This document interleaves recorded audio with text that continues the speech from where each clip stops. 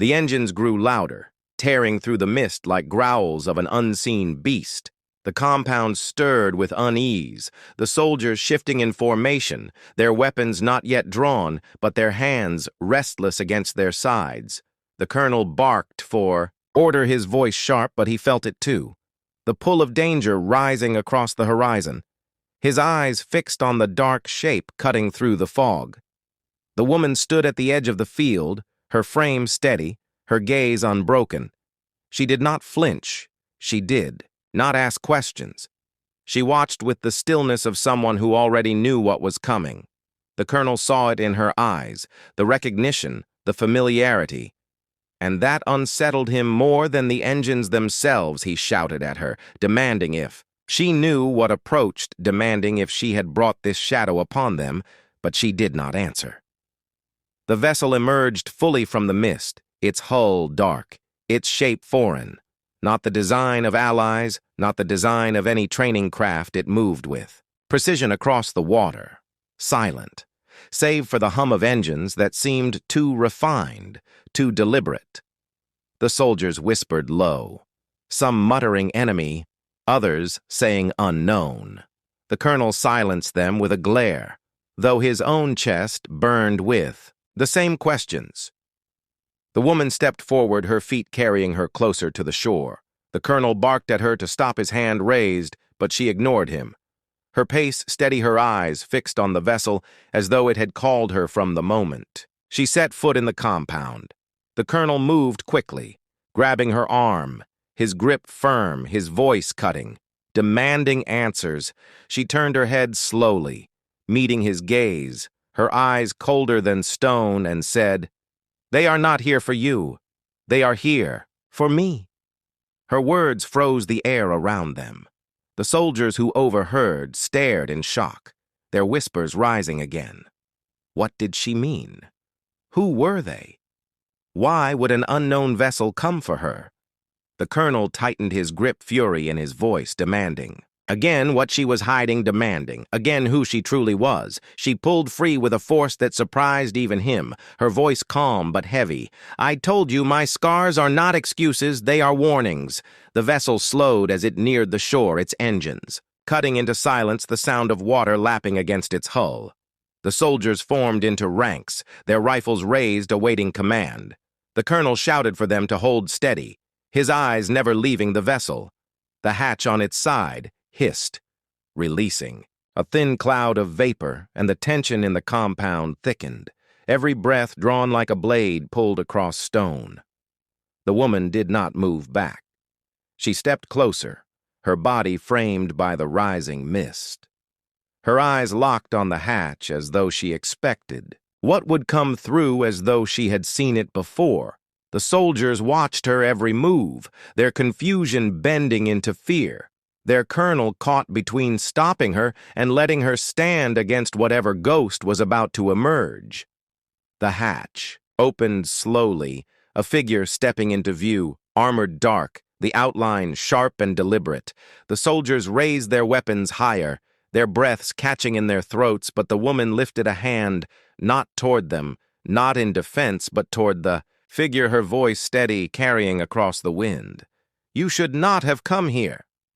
The colonel snapped his head toward her, demanding to know who it was, demanding to know why she spoke, as if she knew this shadow.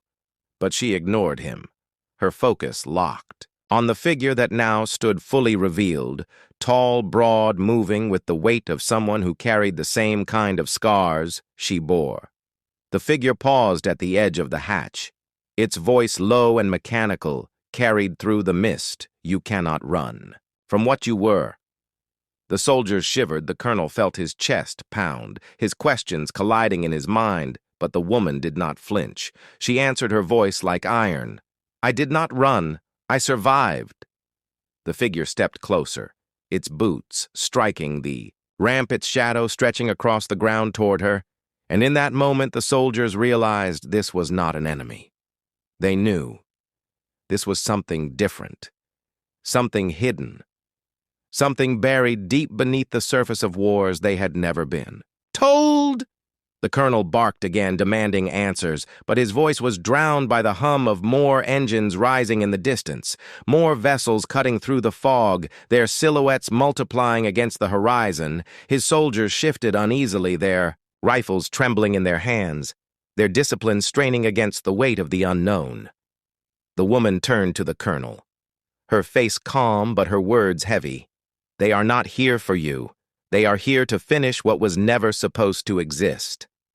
The colonel stared at her, his mind reeling, his pride drowned by the weight of what she had just said.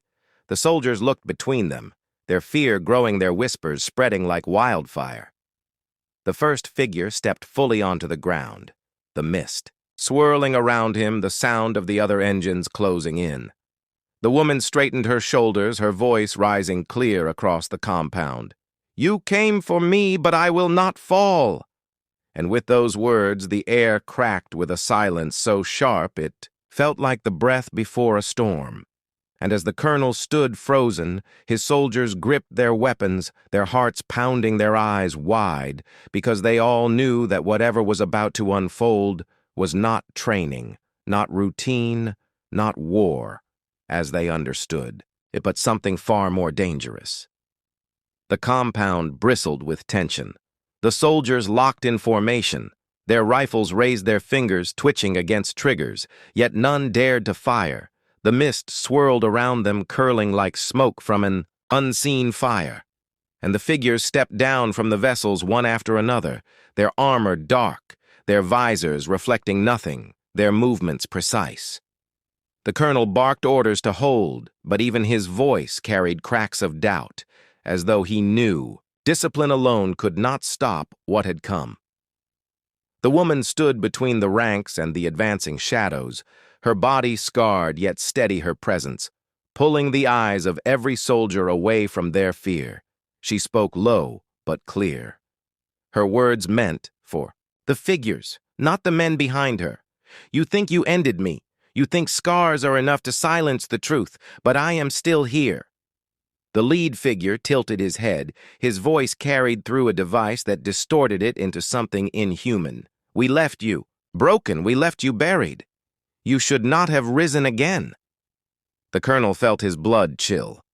The soldiers exchanged uneasy glances, their whispers sharp and broken. What did he mean? Buried. What did he mean? Left behind. The woman took another step forward, her eyes locked on the leader, her voice steady like stone. "The scars you gave me did not end me. They forged me." The colonel clenched his fists, his pride, his command, his certainty crumbling with every word for now. He saw what the soldiers saw. She was not here by chance. She was not a recruit. She was something carved out of battles they had never been told existed. The leader raised a hand, and the other armored figures fanned out, circling like predators closing on prey. The soldiers raised, their weapons higher, their discipline straining against the silence. The colonel shouted, to hold steady, his voice iron. Though his chest burned with uncertainty, the woman raised her hand too, signaling them not to fire, her eyes never leaving the figures, her voice cutting through the fog. "They do not fight like you do. They are not meant to be fought with lines and orders. They are meant to erase witnesses." The colonel felt the weight of her words pressing down like chains. His mind reeled at the thought of a hidden war fought in shadows with soldiers erased before their names were ever written. And as he looked at her scars, he realized they were not simply wounds. They were proof she had lived where no one else returned. The leader stepped closer, his shadow stretching across the ground, his distorted voice low enough only she and the colonel could hear. "You cannot keep it hidden forever. You cannot protect them from what we made you." She squared her shoulders, her voice steady. "I was not made by you. I was broken by you, and still I rose."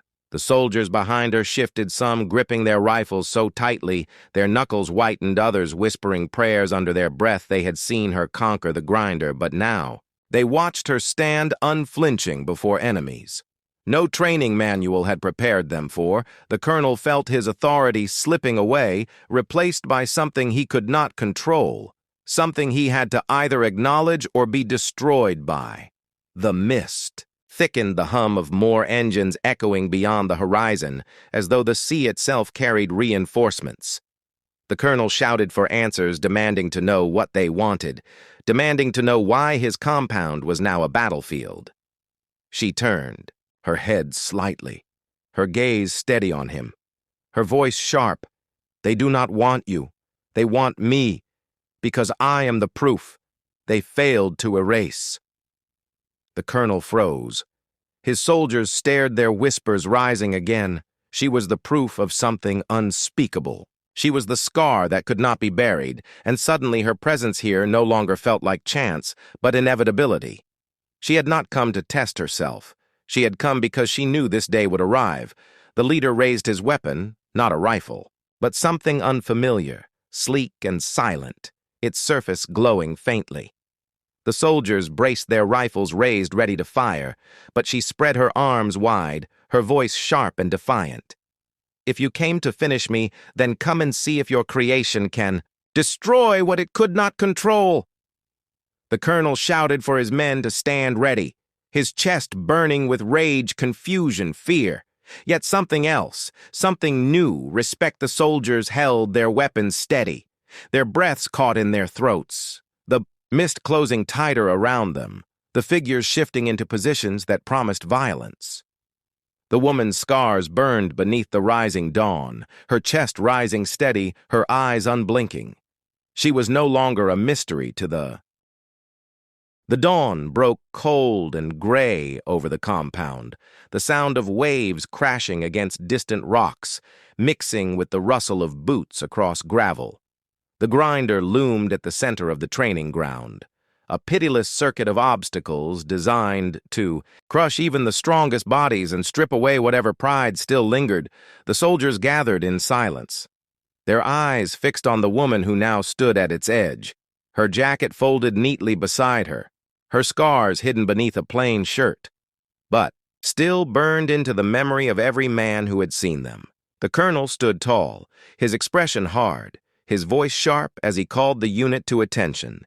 He told them this was not spectacle, this was not curiosity, this was proof, he reminded them, that the grinder had humbled men stronger than steel, that it had left warriors broken on their knees, and he said with cruel certainty that today it would do the same again. The recruits shifted uneasily, none daring to speak, yet their eyes betrayed the truth. They wanted to see what she was truly made of. She stepped forward into the grinder, her breath calm, her stride steady. The ground beneath her feet carried the weight of 1,000 failures, yet she walked as if none of them mattered. The first whistle blew and she launched into motion, her body pushing against each wall, each rope, each crawl, as though the scars across her back whispered strength into her limbs. The soldiers watched in silence, their usual jeers, absent, replaced by the sharp pull of awe. The colonel narrowed his eyes. His arms crossed, his jaw tight. He wanted to see her stumble, he wanted to see her break, because if she did not, his authority would bend with every step she took. She climbed the walls, her hands gripping the wood, her arms trembling, yet never giving way. She dropped into the sand and crawled through the mud, her scars grinding against grit, her face steady, her body relentless, every movement a defiance of his scorn.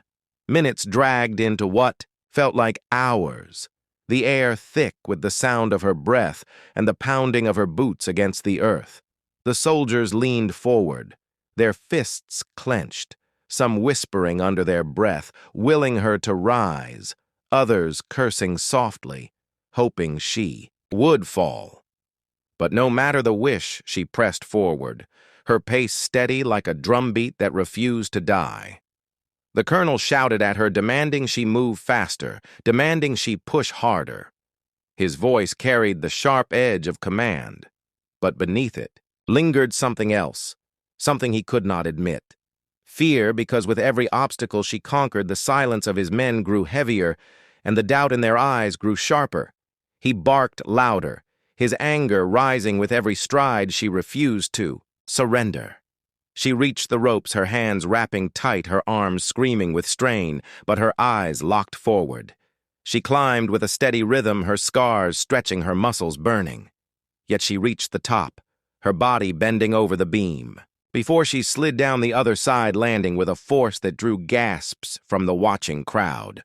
The colonel's fists clenched, his jaw grinding as she pressed forward without pause. The sun rose higher, the heat baking the ground, yet she pushed. Through sweat running down her face, dirt caking her skin, she carried the weight of silence on her shoulders and the unspoken disbelief of the men around her. The colonel barked again, telling her she had nothing to prove, telling her the grinder would crush her before it let her win. But his words fell flat against the sound of her boots driving forward. At the far end of the circuit, she faced the final wall, the tallest, the hardest, the one that had stopped countless men. Her breath came, heavy, her chest rising and falling like a storm. Yet she did not falter. She ran full speed at the wall, her body colliding with it, her fingers clawing for grip.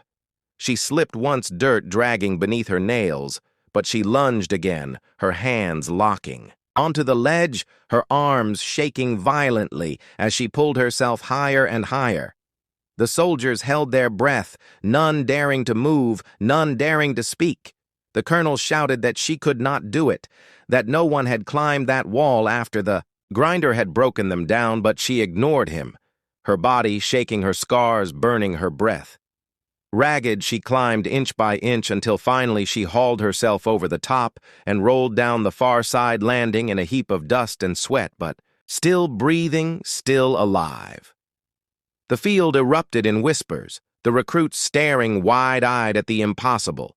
The colonel froze, his voice caught, his authority slipping through his grasp like water. She had done what so many had failed to do. She had conquered the grinder in silence, and the scars that had once drawn his mockery now marked her as something untouchable. She rose to her feet, her chest heaving, her body trembling, yet her eyes steady. She looked straight at the colonel, her voice low, but strong, asking him if he still believed her scars were excuses. The soldiers turned their eyes to him, waiting for his reply, waiting to see what he would say in the face of the truth that now stood before him.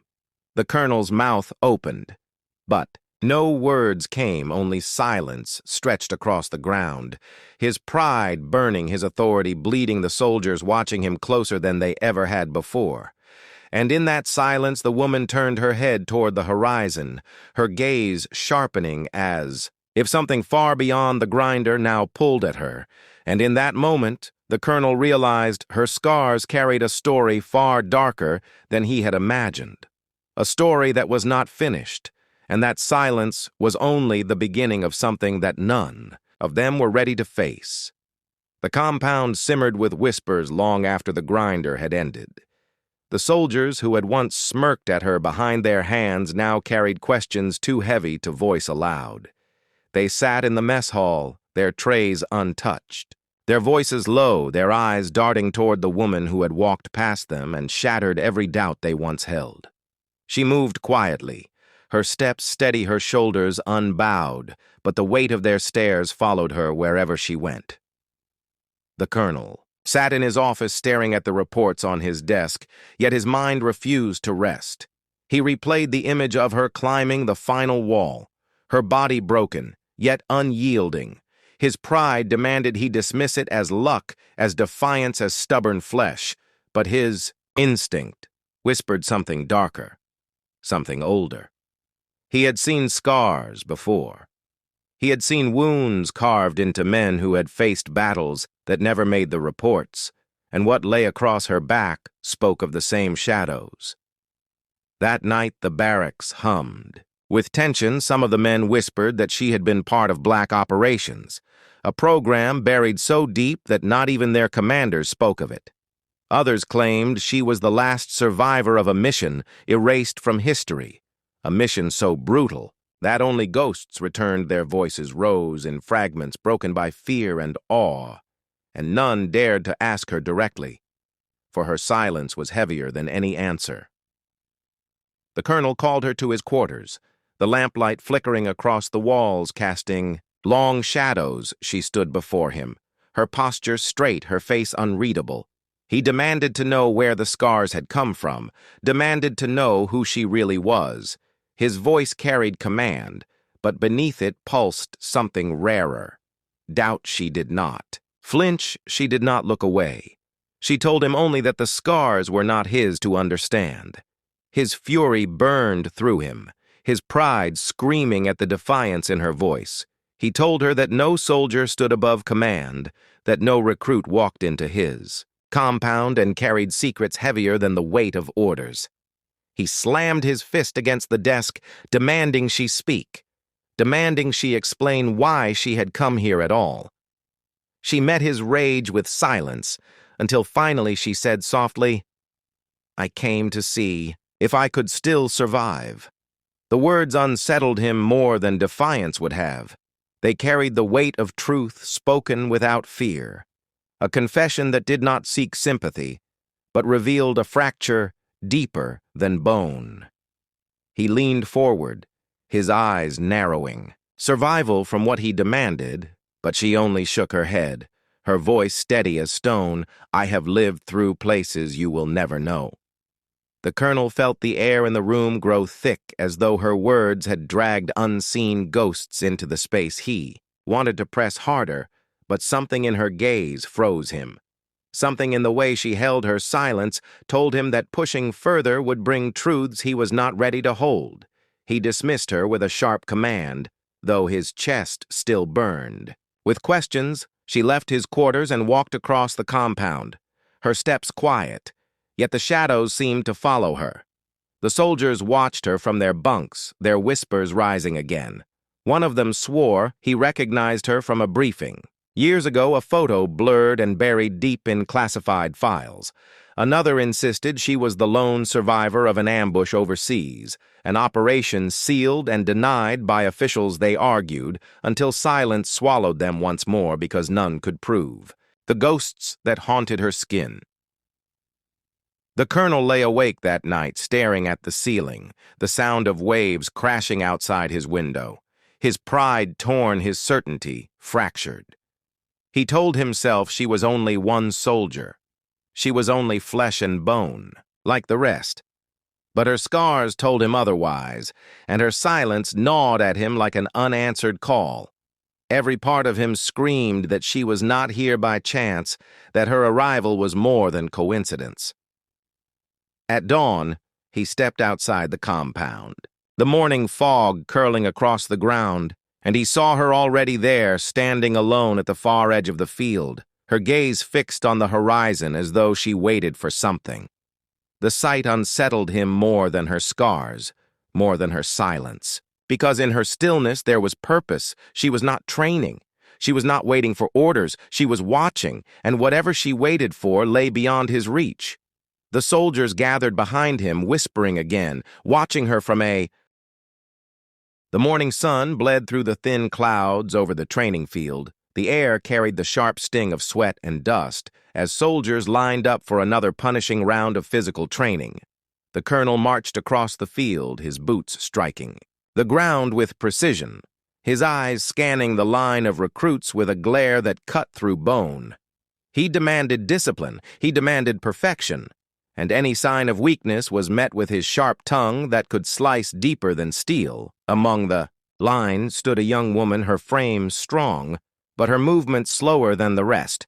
She pushed her body forward, each step forced, each breath pulled from somewhere deep inside her chest. Her muscles trembled under the weight of every command. Yet she did not quit. She never quit. Still her pace faltered and her arms strained, and the colonel noticed his stare fixed on her like a hawk circling prey. He barked her name, his voice booming across the field, demanding why she was falling behind, why she dared to move slower than the men beside her. His words dripped with mockery, his tone heavy with disdain. He accused her of making excuses, of not having the heart of a soldier. The men around her stiffened, some hid smirks, Others shook their heads. The colonel always found someone to break, and today it was her. She stood there, chest heaving, sweat dripping down her brow, but her eyes steady. She told him softly that she had a reason, that there was an explanation. The colonel cut her off before. The words could settle his laugh, sharp and cruel. He told her that excuses were the language of cowards, that soldiers bled without complaint and fought without pause, that anyone who needed an excuse was already a failure before the first step was taken. The recruits shifted uneasily. The weight of his words heavy in the air. No one dared to defend her. No one dared to meet her eyes. The field seemed to close in around her, the sun hotter, the dust thicker, as if the world itself joined the colonel in pressing down on her. But she did not lower her head. She did not look away. She held his gaze even as his voice thundered against her like a storm breaking the horizon. The colonel stepped closer, his shadow falling over her frame. He demanded to know what excuse she thought would save her from his wrath. What words could erase her weakness? He told her that nothing she said would matter, that nothing she carried could justify falling behind in his eyes. There were no reasons, only results, and she had failed. His soldiers whispered behind him, their voices low, their curiosity sharp, waiting to see how she would respond. She drew in a long breath, her chest rising and falling like waves against rocks. Her hands tightened at her sides as, though gripping something invisible, she told him quietly again that she had a reason, a truth. He could not yet see, her voice calm but unshaken. The colonel sneered, calling her bluff, daring her to speak, daring her to claim some story that could change what his eyes already saw. Weakness. Nothing more. For a moment, silence held the field, broken only by the pounding of boots. In the distance, the sound of other soldiers pushing through drills. Her heart beat steady in her chest, though the weight of the colonel's mockery pressed like chains around her.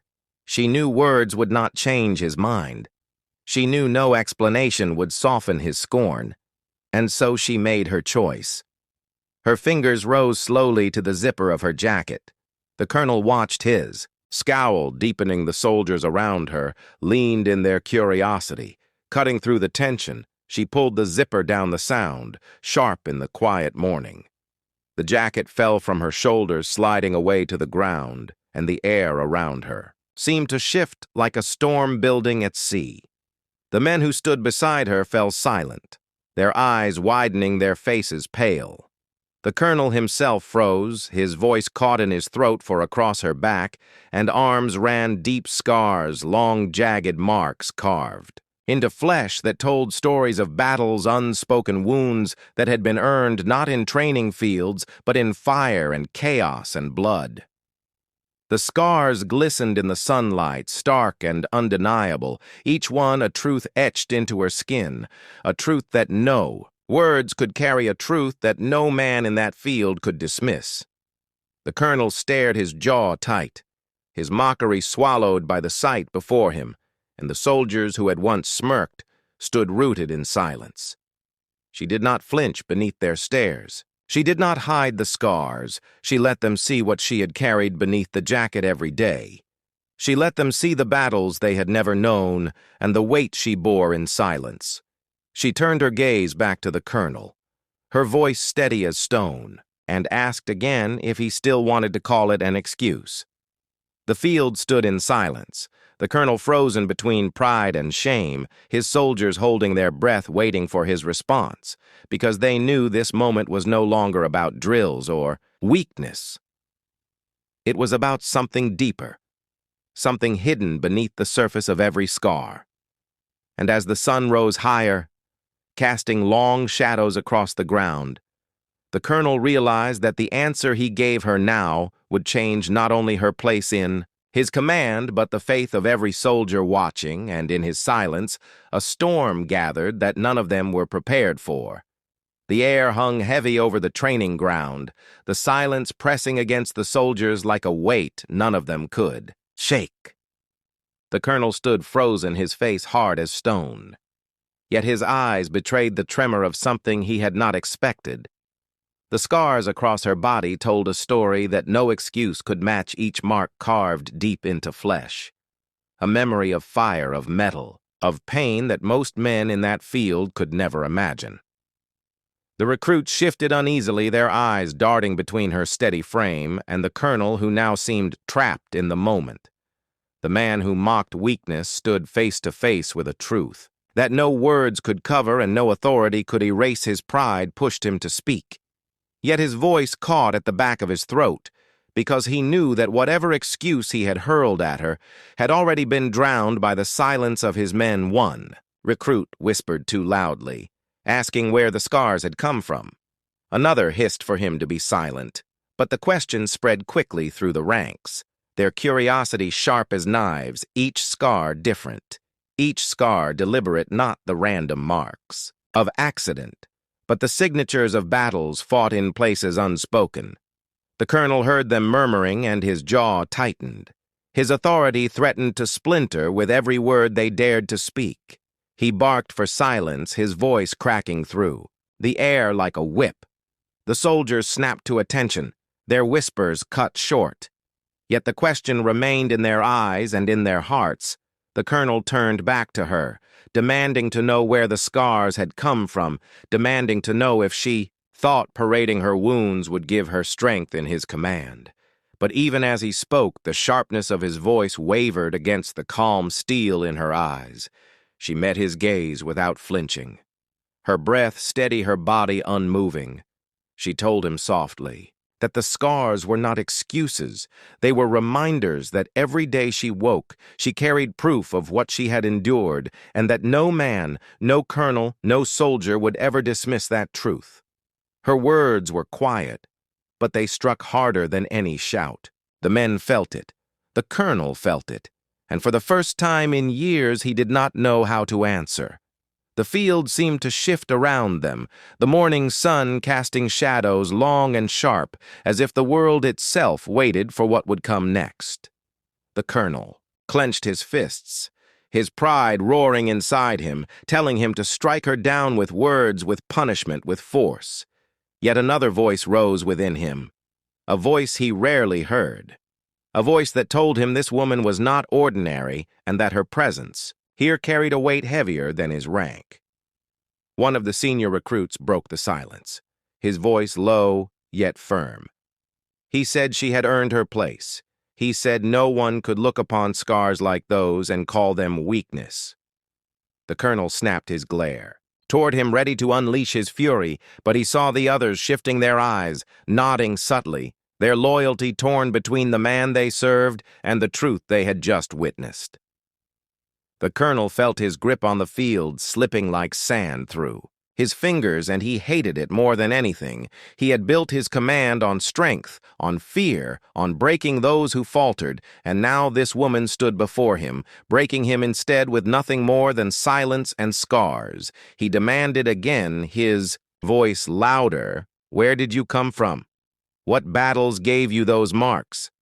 She stood tall, her shoulders square, her voice calm. "I do not speak of the places I have been," she said. "I do not need to tell stories to men who already doubt what they cannot understand. If you think scars are excuses, then you have never carried them long enough to know their weight." Her words cut deeper than any blade. Her scars glistened in the light like brands of survival. The soldiers stared at her, their silence, no longer born of fear but of respect, of awe, even if they dared not speak it aloud. The colonel saw it too. He saw their eyes shifting, their loyalty bending not toward him but toward the truth etched into her flesh. And he knew that if he let this moment grow unchecked, his command would fracture. So he made his choice. His voice hard, his face carved with fury. He told her that scars meant nothing without proof of strength. In the present, he told her that if she wished to stand among them, she would face the grinder, the most brutal test of body and mind, a test that had broken men stronger than steel. He told her she would enter it at dawn and prove herself or walk away in shame. The soldiers shifted their weight, their hearts pounding. For they knew the grinder, they had seen it crush men into shadows of themselves. They had felt its weight on their own bones, and many had not finished it. The idea of her facing it with scars already carved into her flesh-thigh.